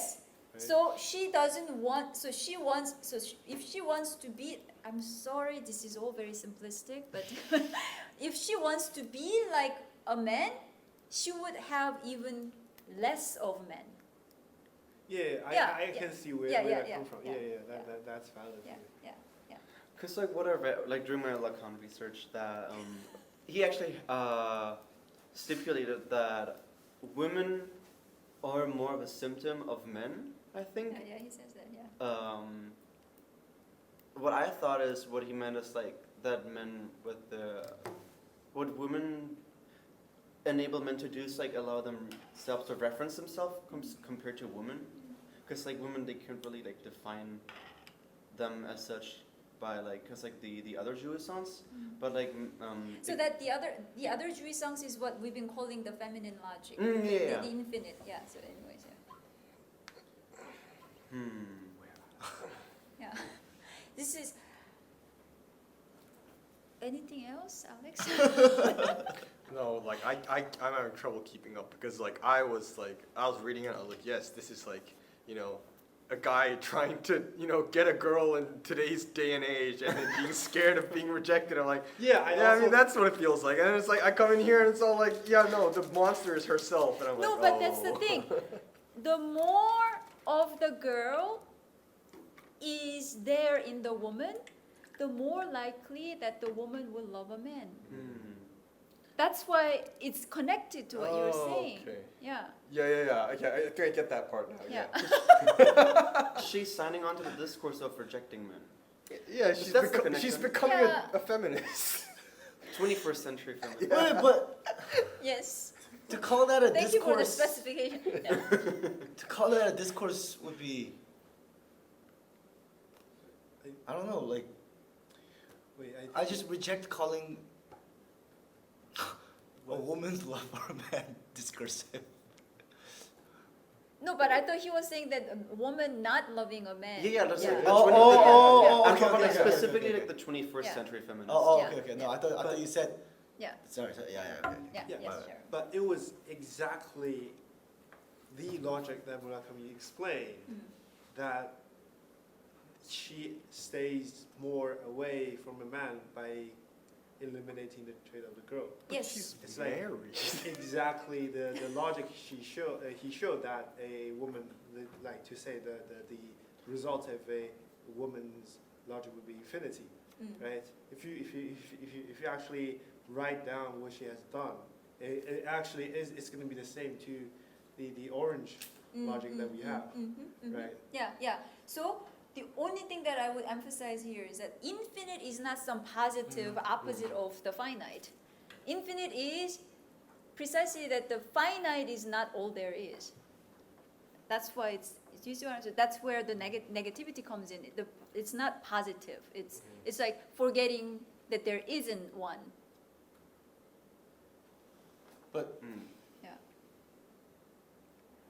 Okay, what's troubling you? Wait, are you confused about the? no, the, it's not. It's just like what is it? The girl's logic. It feels impossible. For a man to experience this. No. I mean like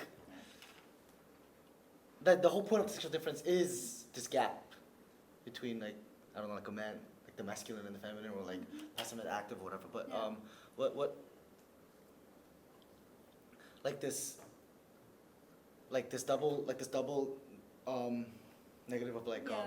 forgetting and then forgetting to forget that. Yeah. Like and then to say that there's something more outside of that, it feels like impossible to say. Yeah. Like Exactly. This is why a woman is always, for the lack of a better word, troubled within the symbolic, the phallic logic. Because that's why many women, they're not lying when they say, I can't explain it, you know, although men do that too. When men do that, it has more to do with the finitude of language. With women, it's more that there's more. Okay, that's why there's like like what you said last time with the critiques of like the woman like this dark continent Yeah. and all that. Like, Yeah, that's Freud. It's not me. No, I remember that. I'm just like it leads to this impossibility that I don't know, like That cannot be grasped in language. it just renders Yeah, Mm-hmm. me like Yeah. almost like impotent. that's a good position to be in if you want to fall in love. Like when my dad says like women never know what they want themselves, like he's not entirely wrong. Not entirely wrong, but for the wrong reason. Yeah.